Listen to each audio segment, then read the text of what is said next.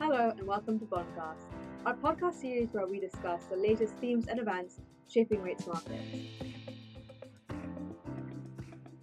I'm Joanne Spadigam, European rate strategist, and I'm joined today by our global market specialists, Paul Robson, Stuart Sparks, and Oriane Parmienter. So I think it's been a pretty busy back-to-school week for all of us in markets this week.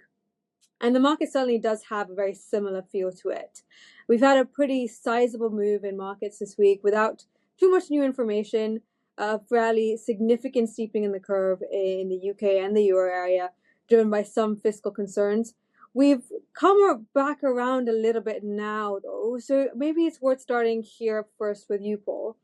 How do you see this week's move in gilt markets? Well, as you said, it felt like a sort of typical back-to-school move. I sometimes wondered this week whether it wasn't actually September but January when people sort of come in, and sometimes the first moves in financial markets you see in January turn out to be not the last, and maybe there was just a little bit of FOMO creeping in and a sort of a desire to make sure that people catch the key moves into the final quarter, because there's two periods of the year where I think people have a fundamental rethink and markets reset. One is January and one is after the school holidays in September. And I think when all said and done, it felt like markets were just a little bit excitable in that sort of back to school markets. There was, like you say, a reversal when we got sort of through the week, and I think that was right, given the sort of how excitable markets had begun, because there wasn't a huge amount of news. It wasn't that the week was void of news, but there was a lot of sort of head scratching, trying to fit market moves with themes rather than themes driving markets, which can happen. In the end, it was actually a sort of cross-market move that capped the move in yields here in the UK, following some jobs data in the States, and Stuart will cover those off, I'm sure, later. As I said, it wasn't devoid of information that markets had to price. You had a lot of supply, heavy supply in the UK, as elsewhere in Europe. Again, I'm sure Oriane or yourself will cover off that. But that supply in the UK actually got taken down relatively easily in the end. So some of the more sort of worried commentary, a sort of bit of an echo chamber, I think, of was sort of not the key driver. There's a little bit of focus, or actually a lot of focus, on the next UK budget, which we now know will come in late November, a little bit later than markets had expected. Maybe that's because of the Prime Minister's sort of reshuffling of his policy advisors. Maybe they want to just keep a big gap between the budget and the November FOMC, or maybe they just want to see whether some of the stronger data in the UK ultimately provides a little bit of support for sentiment. For me, it was also interesting just to watch that gilt FX correlation, which crops up quite often. Sterling was weakening as yields went higher, but it was interesting. Sterling actually weakened before the gilt started to move. So that sort of plays the idea that this was a sort of false move, at least initially. Sort of got the budget, and then the data. I think broadly as expected, but there was that support for UK markets from an upside revision to the service sector PMI, which I thought was interesting because markets sort of ignored that. And I thought it was more important. You sort of moved through a soft period in April, May around the national insurance contribution, national minimum wage increase. And it'd be interesting to see whether that extends. And we've got some GDP numbers next week, which will provide a little bit more information about the macro backdrop in the UK and the extent to which the government can raise revenues and keep spending under control. Speaking of the autumn budget, it's obviously something that markets have been focused on, and back to school probably does bring back the idea about what's actually going to be coming in this autumn budget. So what do you expect to see in the autumn budget, and how do you think markets are pricing in risks there as well? Yeah, so I think on the budget, I think it's very much on this idea of what kind of black hole in the public finances or sort of deficit overshoot relative to the meeting of the fiscal rules that will need to be adjusted. And markets seem to be pretty pessimistic. There's sort of chatter, various estimates range from sort of 25 billion up to all the way up to 50 billion, which would be obviously a very large black hole. And I think markets are wondering how that deficit shortfall can be met in an environment where you can't really raise taxes significantly more because the economy is already weak. Which is why I think some of those service sector PMI numbers, some of the data over the summer that was stronger than expected, I still think that was more important and has played down. In terms of that budget, we think that the black hole will be significantly smaller than some of the more extreme measures, and certainly can be met with tax tweaks without the Labour Party government under breaking its manifesto commitments. You've got a few billion from higher than expected debt servicing costs. You've got about 6.5 billion from policy changes. You've got about 4 billion from the current budget deficits just being greater than were projected over the beginning of the year. But those can be met by maybe tax changes, personal allowance freezing at the back end of the forecast. The key caveat, though, to that, and this is where I think gilt markets will continue to focus on, given high debt servicing costs, big debt stock still big funding, is the OBR's projections for economic growth and productivity. And here the projections will be incredibly sensitive, and small changes in those forecasts can mean that there's a much bigger need to raise taxes, potentially cut spending, and a bigger black hole. And that will be the risk point around the budget. For now, we still think 4.75 for 10-year gilts. I think that that's a reasonable estimate of fair value. I think the risk probably around that to the upside, skewed to the upside. I think the biggest risk to our bearish gilt call from here is the front end pricing in the US, and we obviously have Stuart on, who I'm sure will be covering off those kind of things. But the story in the UK, like a lot of places, it's just there's still a lot of supply, competition for demand for that demand for government securities, which is challenging as we run into the last few months of the year. Thanks, Paul. And just to wrap it up, is there anything else on your radar for gilts markets over the next few weeks and over the next few months as well? Yeah, that's a little bit easier to answer. I think just trial balloons from the government over the budget. I think that will be more of a sort of early October, late October sort of thing for markets, because governments don't really want to surprise markets at the actual budget date. I think that was a lesson from over the last couple of years. You want to make sure that everything is trialed and see what politically flies, but also what markets are comfortable in.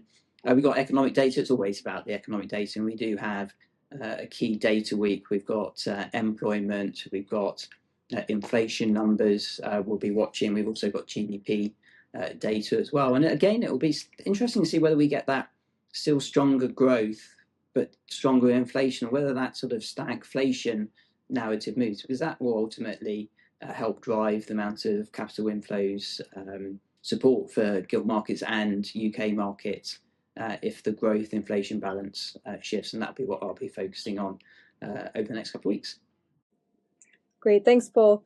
So moving over to the US, I think it feels like quite a long time since Jackson Hole, but I think it's clear to say that the markets have reassessed a little bit the outlook for the US since then and since the last NFP number. Stuart, how has this impacted our view on the Fed and the Fed call for this year? Well, I think we're thinking of it, non-farm payrolls as an important element for a policy agenda seeking an economic rationalization.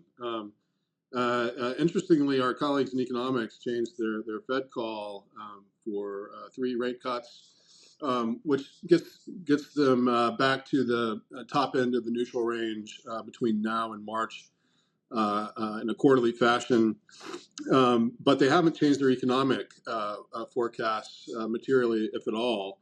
And I think what that tells us is there's not been really a change in our understanding of the data, but there has been a change in our understanding of the reaction function on the part of policymakers. And the non-farm payrolls from the previous month obviously were a bit of a cold draft for members of the committee. It seemed like it provided cover for a change in policy that is driven largely by cyclical concerns, which I think is perhaps a euphemism for the political cycle. To that extent, Powell seemed more open-minded at Jackson Hole than we had anticipated, and a few things stick out. The first thing is it indicates that Powell's willing to look through the transitory inflation shock from tariffs, but not from what is meant to also be a transitory growth shock. And what I find that interesting because the communication prior to Jackson Hole had been that there was a very simple way to triage between simultaneous adverse shocks in opposite directions, which was simply to evaluate the standing of policy at the moment, and then to address the policy pillar where the Fed is doing worse. And of course, with inflation above target and so forth, the understanding, and I think the implication at the time, was that the inflation mandate requires more attention than growth. And that seems to have changed.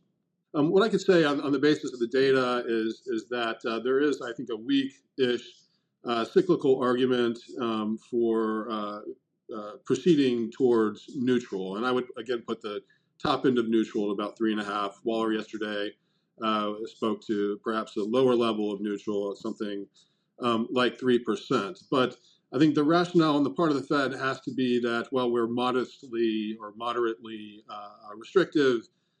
There is some sign of weakness. There's obviously political pressure. Perhaps we can just drop an adverb, as I say. So go from moderately restrictive to modestly restrictive. And from a longer term perspective, that 25 basis point cut might be of little consequence.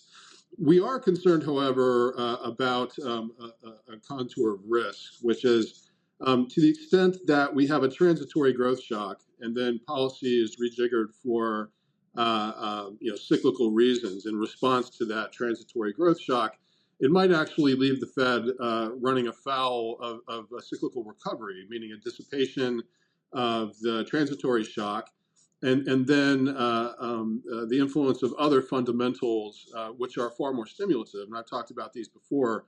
I would say these are depreciation of the currency. This is the pricing of eases, relative to a neutral counterfactual, the credit impulse and fiscal impulse, which we've shown explains, those four factors explain something like 40% of the variance of real growth. And constructing a reasonable scenario for those drivers tells us we should expect a 1.5% roughly growth acceleration into the middle of next year. By the way, this is absolutely by design, again, given the proximity of the midterm elections here in the U.S. But that magnitude of growth acceleration, should it actually happen, implies a decline in the unemployment rate of something a little higher than 0.5 percentage point. And that reduction in unemployment rate, given an empirical Phillips curve, suggests upward pressure on inflation on the margin. And depending on assumptions, something between like 0.1% and 0.7% year on year for core PCE. I think the issue is that resumption of growth would, in all likelihood, given estimates of Oken's law, push unemployment back below 4%, and that's significant because there are historically very distinct nonlinearities, shall we say, in the reaction of inflation to unemployment below that 4% threshold.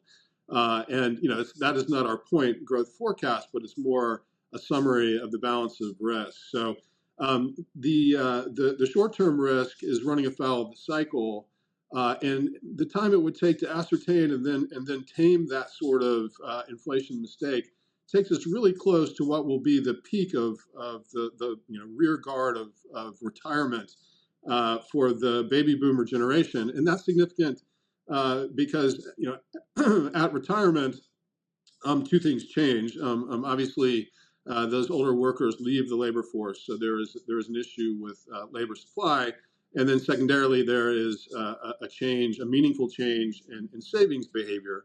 Part of what kept inflation low in the decade before the pandemic, besides deleveraging in households, financial sector, et cetera, I think was this period of peak savings from this very key age cohort. They were, savings were at a maximum for the life cycle as they approached retirement, and it's entirely possible that transfers made during the pandemic topped off, if you will, these workers, and they have subsequently left the labor force. There has been a discontinuous decline in participation in the older age cohorts, and even at the aggregate level, there's been a very discontinuous decline in the savings rate from about just over 6% in the 5 years before the pandemic to just over 4% in the years since the end of the pandemic, so 2022 to present.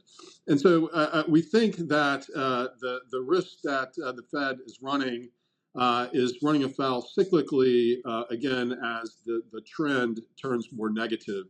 Thanks, Stuart. Maybe let's move on to Europe now. France is in the limelight once again for all the wrong reasons.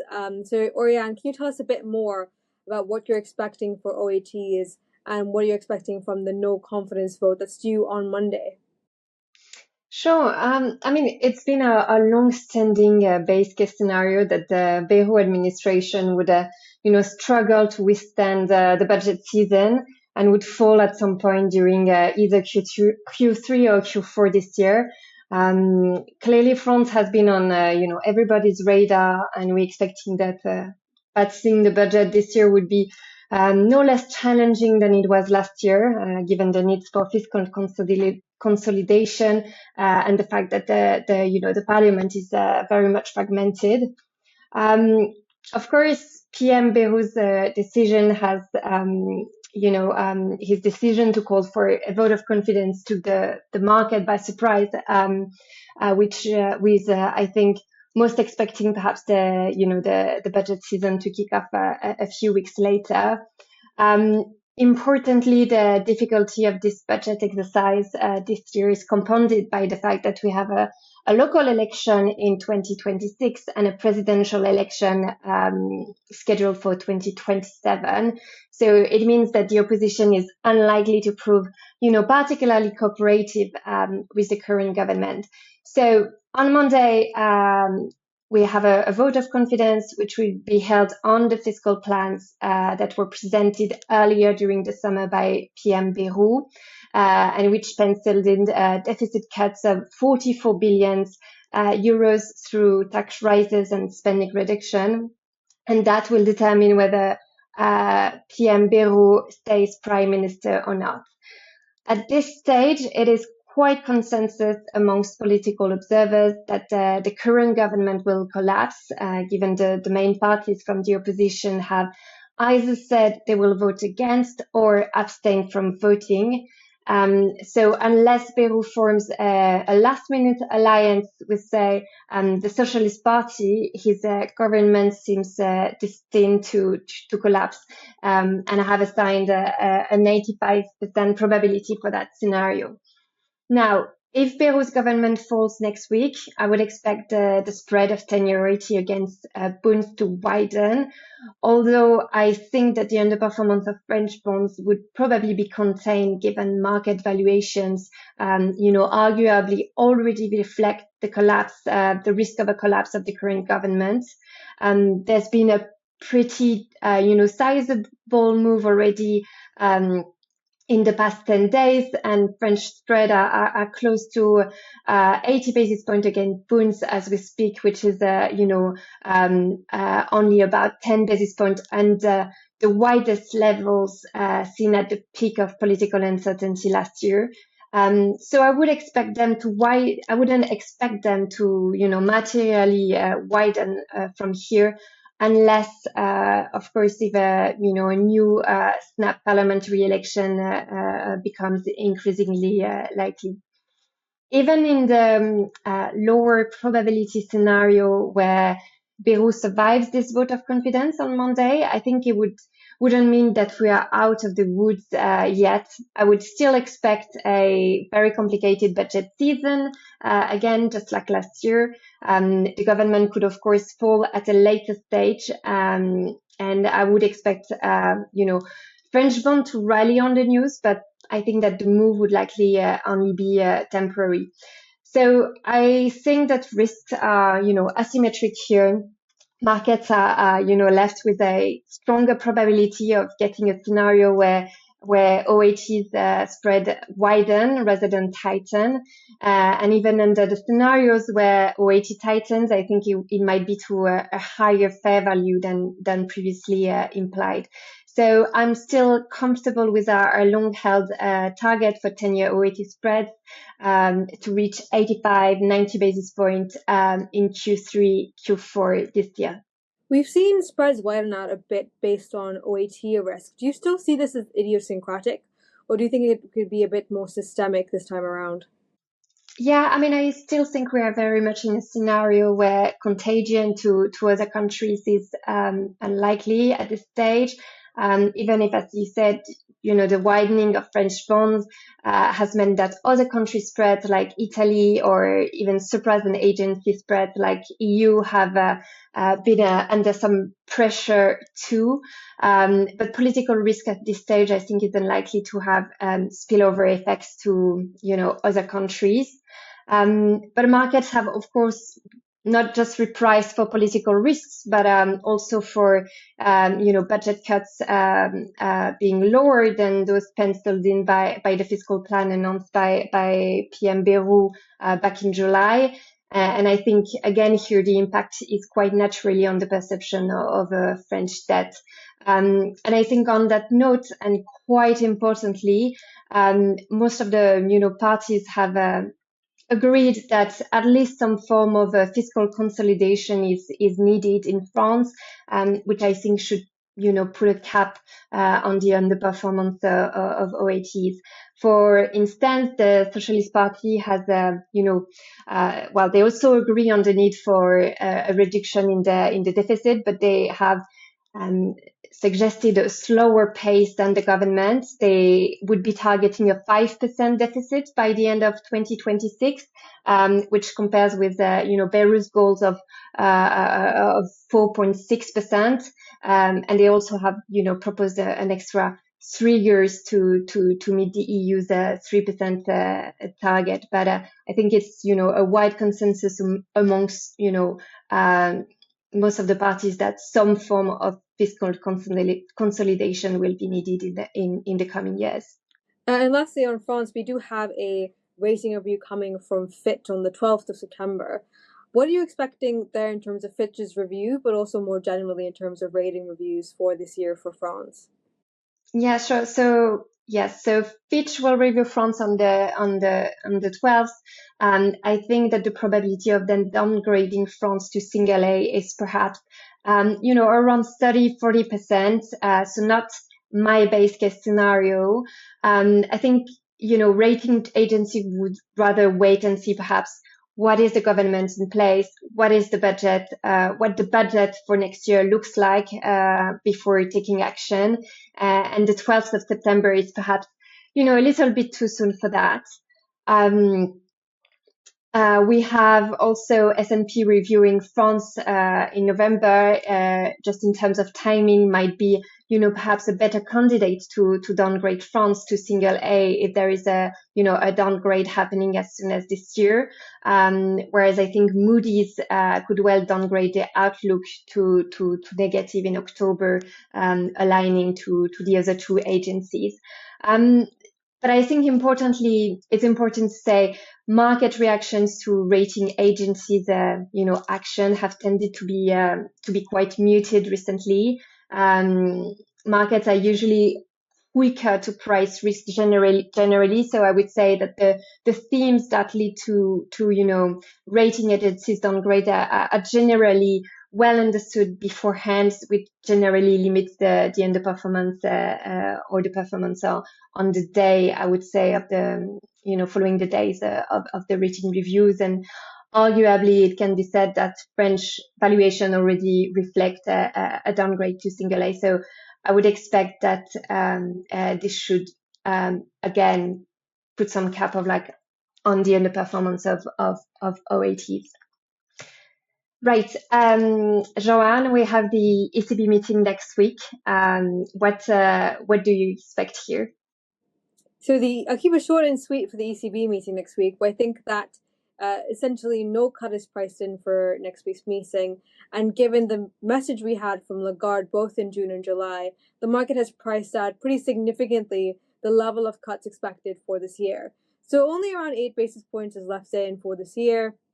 And I don't really expect the ECB to be bringing us with too many surprises next week. I think it's pretty nailed on at this point based on Lagarde's communication that 2% is where the ECB will be done. So we seem to be moving on to a stage of keeping rates on hold for a while until, I suppose, a new macroeconomic development shifts things either way. I think, of course, there are key macro risks upcoming with the US and the Fed's potential policy path. But I think for us, for European growth, we remain pretty positive, and especially into the next couple of years where actually we could see the German fiscal package being used more aggressively. So that perhaps could have a more positive impetus on European growth. But I think aside from that, there'll be some focus on the forecast next week. We will get updated growth and inflation forecasts. We could see growth revised up a little bit, given that we did have a bit of an upside surprise to growth at the start of this year. And given how low energy prices were at the last point of time where projections were made, we could also see a slight uptick in the inflation forecast here. But I think overall the meeting is not expected to be too exciting. I think the message that Lagarde has stated will remain valid for this meeting as well. So we stay on hold and look for the next new developments in macroeconomics before the ECB probably shifts tack once again. But I'll stop there. Thank you to our listeners for listening. We hope you did have a good August break and have enjoyed our September comeback for Bondcast. If you did like this episode, please don't forget to like and subscribe. Speak next week.